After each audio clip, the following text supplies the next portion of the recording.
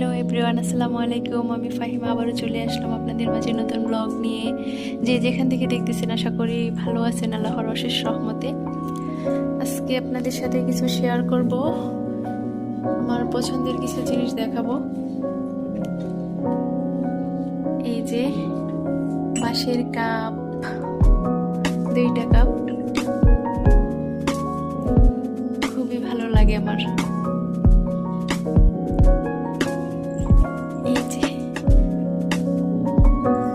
আর কিছু কাঠের চামচ আছে। এই যে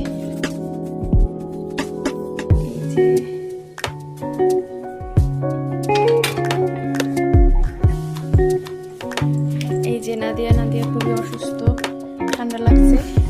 ওর জন্য সবাই দোয়া করবেন যেন তাড়াতাড়ি সুস্থ হয়ে যায়।